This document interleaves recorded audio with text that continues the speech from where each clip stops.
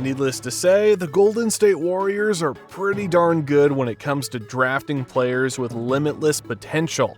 I mean, they were able to draft the greatest shooting backcourt in NBA history and the most versatile two-way glue guy in recent memory.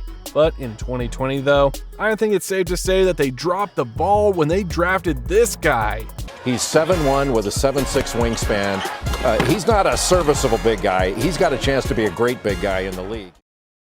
After Minnesota picked Anthony Edwards as the number 1 overall pick, the Warriors selected James Wiseman out of Memphis. I mean, if the Dubs only knew what was about to happen, they could have picked one out of these 4 guys, but at the same time, I really don't blame them for picking Wiseman, cause the Warriors had a loaded backcourt with only one legit big at that time, which was Kevon Looney. Anyway, Wiseman was supposed to be the one who would round up their new-look death lineup at the center position, with Steph and Klay running the backcourt, Wiggins manning the 3 spot, and Draymond playing as the power forward.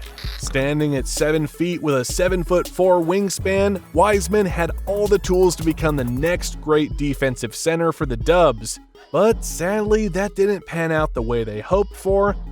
I mean, if he didn't get injured, I really believe that Wiseman could have been a force in his rookie year, because at that time, Klay was not around as he was nursing his own injuries, and the Warriors were also in semi-rebuilding mode, plus the fact that Wiseman didn't have any competition at the center spot. Wiseman on the handle, Wiseman down the lane, Wiseman to the rim! Oh man! He took out his frustration. And you trust probably his basketball IQ. He's got 3 fouls. Oh my goodness! Takes it in! Wiseman was averaging 21.4 minutes in the 2020-21 season, and he was actually 5th in scoring behind Steph, Wiggins, Oubre Jr., and Jordan Poole in 39 games that he played in. So looking back, it was as if the stars aligned for him to have this perfect opportunity to blossom and develop, but unfortunately, the basketball gods had other things in mind. Anyway, since he was not in uniform and unable to help his teammates on the floor, Wiseman had no choice but to support them on the bench while giving taps on the back and countless high fives, and if this wasn't sad enough for Wiseman, things got even weirder for him, cause as we're all aware, the Dubs were healthy and back in full force that year, and eventually they bagged the championship in the 2021-22 season, with zero help coming from their number 2 overall pick. At this point, Wiseman is kinda on the crossroads already this early in his young career. I mean, his stock and value diminished a lot since the Dubs knew that they could win a championship without their top lottery pick, and even if they gave him a ton of opportunities to get his groove back following his injury, like sending him down to the G League to get a few reps before he'd get reinserted in the Dubs' regular rotation last season, he was just not the same man anymore, as the injury must have taken a toll on him, which ultimately affected his game. Aside from the lack of chemistry and familiarity with the Dubs core, the reason why Wiseman didn't see much floor action during his stint with the Warriors is that he was simply a bad fit for their guard-driven offensive system. I mean, with the tools that he has, Wiseman could have easily averaged a double-double if he had been drafted by another team. But historically speaking, we all know that the Dubs don't really look for a scoring center, as they often need a defensive-minded big who can grab rebounds, occasionally drop buckets off the roll and lob, and set screens to free up shooters, which is mainly the Splash Brothers.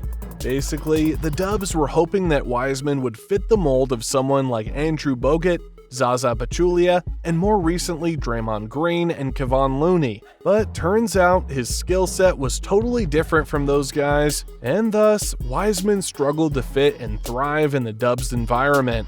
I mean, just take a look at this play.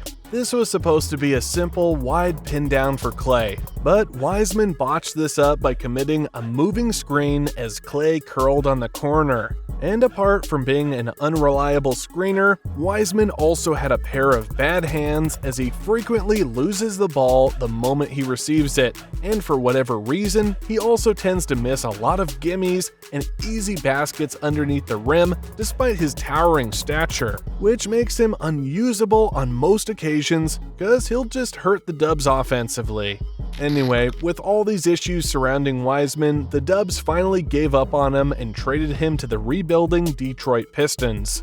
Now, when Steve Kerr was asked why things didn't work with Wiseman and the Warriors, here's his straightforward response.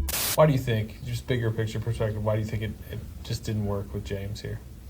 I think, first of all, everybody here loved James, and I know that's been a common theme, just our affection for him because of just what a hard worker he is, and what a great young man he is, just how much he wants it, how committed he is, and then what he's been through, with the injuries.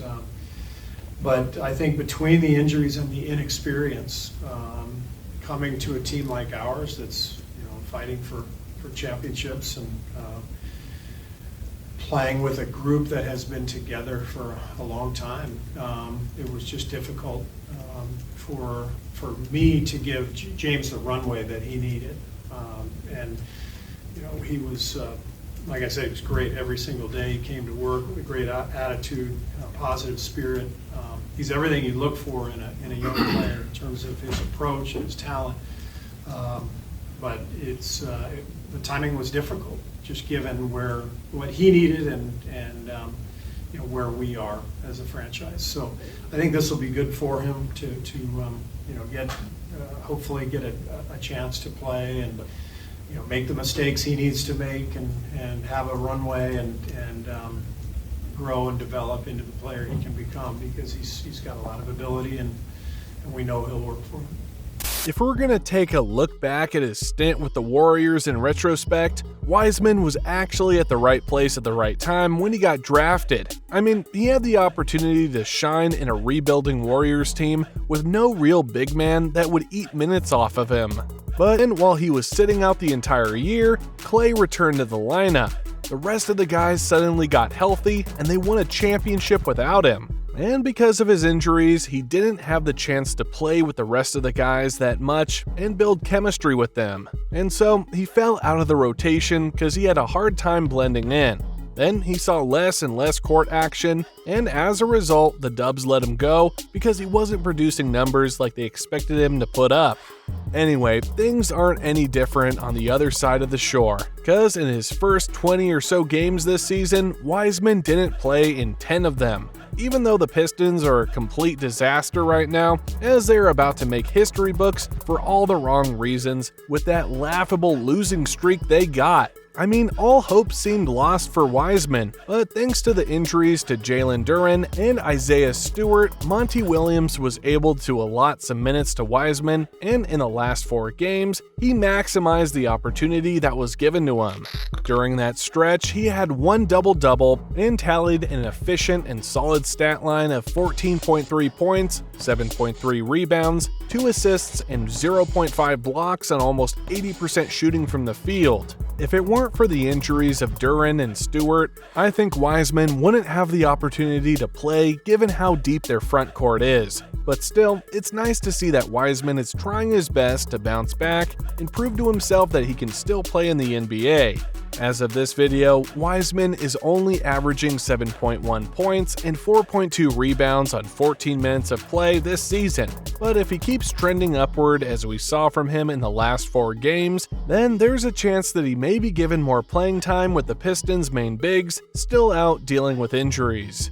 Now that Wiseman has the opportunity to redeem himself, all he needs to do is work hard and play well from here on out, because we'll never know how many more opportunities are left for him in the future.